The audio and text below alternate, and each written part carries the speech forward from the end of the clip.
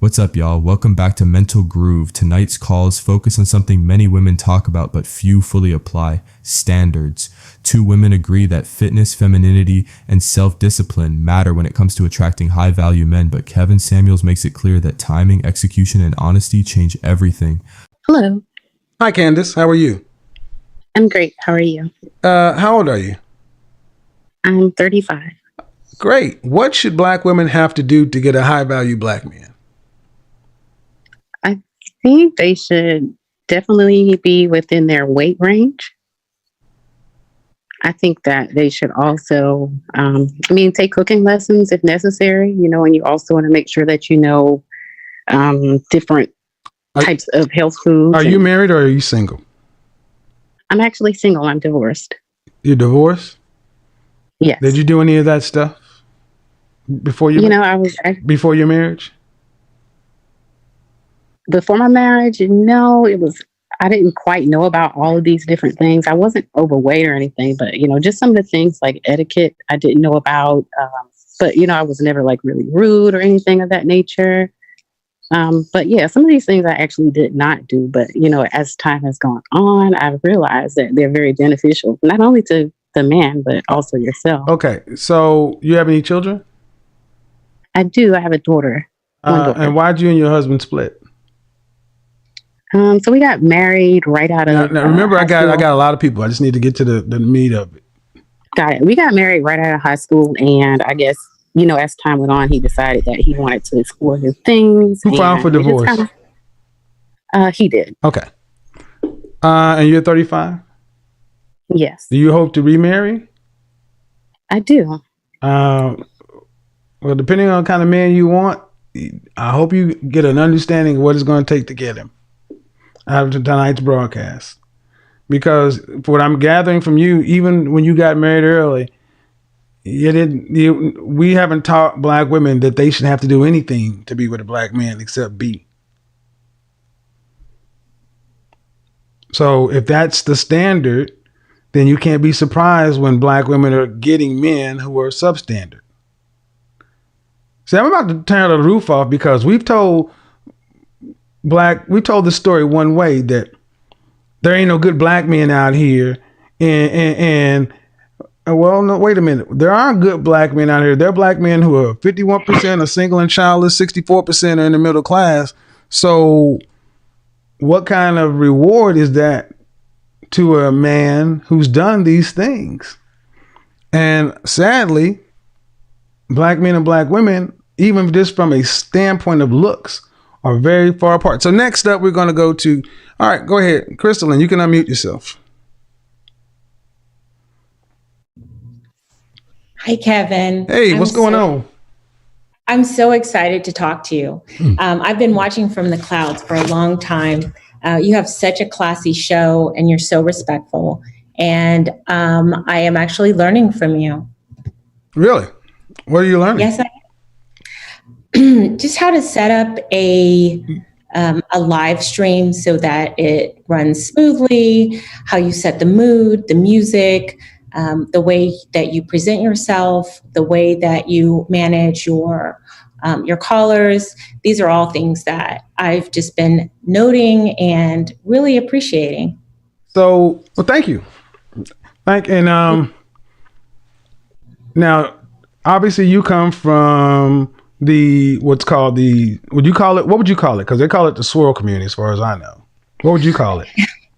Well, I think they call it that because I wrote the book on it, and my book is called Swirling. Okay. And so they're called swirlers, but it's a loose confederation.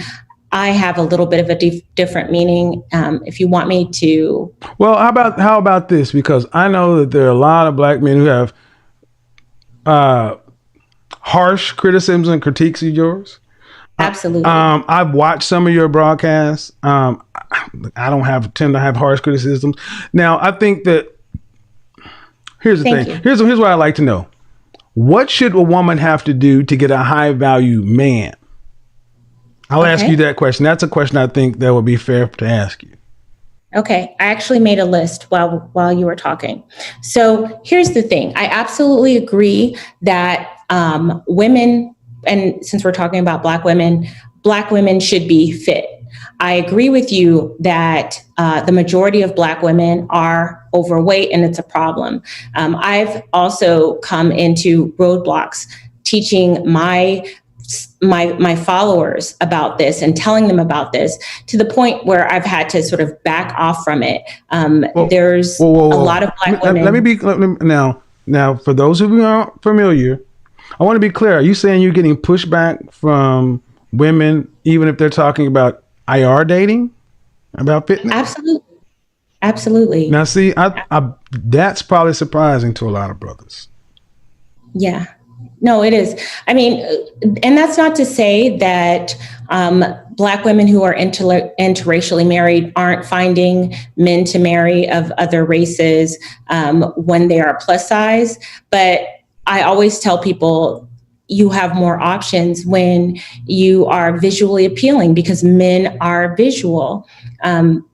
I do have a list. If you, I do, and actually, what I would like to do, because you're in the chat room on the show, I would like to have you come onto the show to maybe we can actually do an actual broadcast ourselves, because there are people who would like to see us argue, and there are people like, oh, I want to see him cook and I don't just kill people and do shit for no reason. So why don't we do this? Instead of just having you in here, why don't I have you on? Let's coordinate and let's bring you on and do your own individual show. Could we do that? I would absolutely love that, and it would be my absolute honor and pleasure to do so. All right, we'll get that taken care of. All right, guys, we're gonna have Crystal and Carolyn on. We're gonna have our own show. I got 13 people in the call queue. Appreciate it, Crystal. But Kevin, go ahead. Sorry to interrupt. I just want to go through the list. Go ahead. I'm sorry. You're right. Go ahead.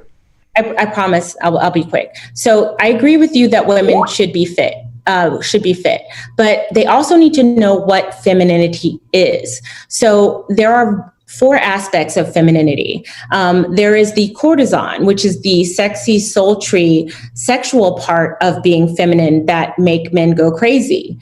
There is the Madonna, which is the spiritual part of femininity, where you are hopeful, and that you are, you appreciate nature, and that you are introspective. There is the Amazon, and the Amazon is the aspect of femininity that is the go-getter, that is protects her young, that does what is necessary in times of high stress, because you can't be soft all the time. There will be times that you will have to activate that Amazon part of yourself in order to solve a problem. And then there is the mother, and the mother obviously has to do with being the creator of life, and creator of life could be creator of a human being, creator of a concept, the creator of the home, whatever that is. Okay. So women need to know what femininity is and really try to tap into those 4 aspects.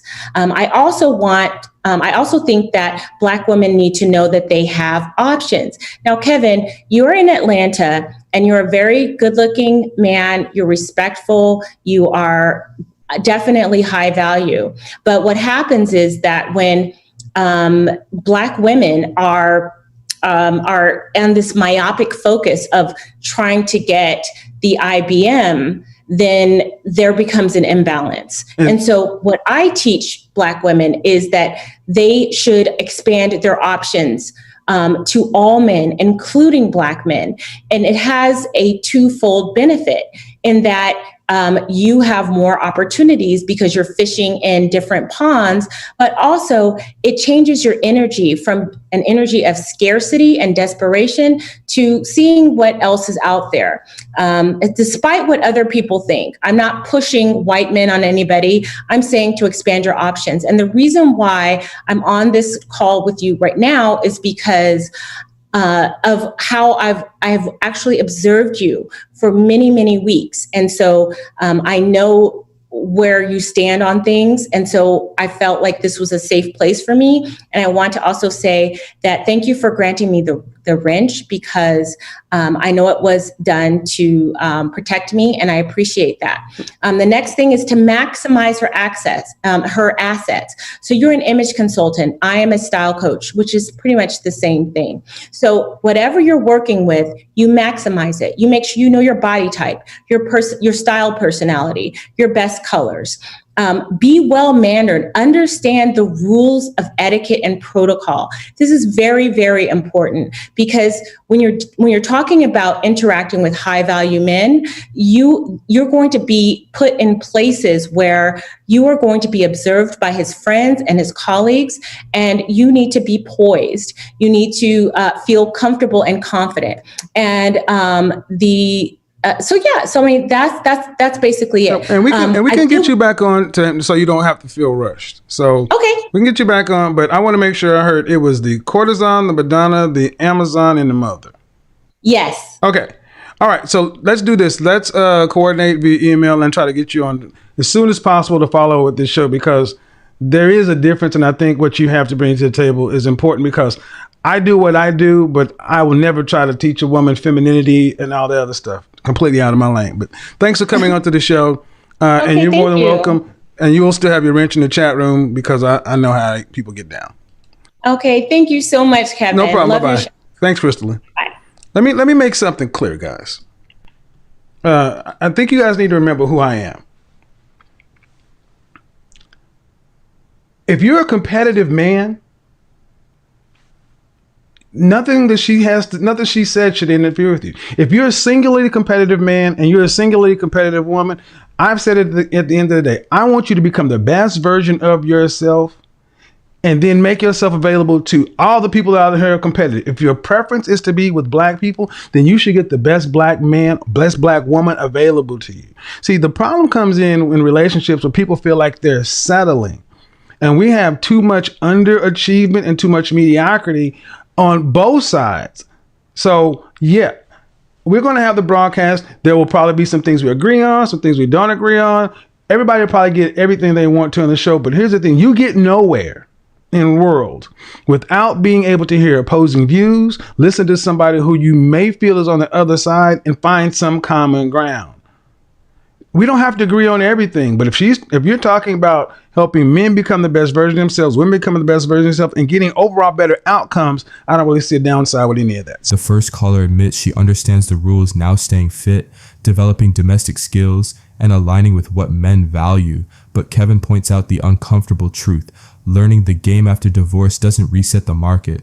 Hope alone doesn't erase age, history, or competition, especially when aiming for high-value men. The second caller comes in more prepared, speaking confidently about femininity, fitness, and expanding women's options. Kevin acknowledges her perspective and gives credit where it's due, but still sharpens the focus. Dating broadly isn't the end goal, marriage and retention are. What makes this exchange powerful isn't disagreement, but contrast. One woman learned the rules late, the other understands them earlier. Kevin's message is consistent. Knowing the standards is only step one. Living them early and consistently is what actually changes outcomes.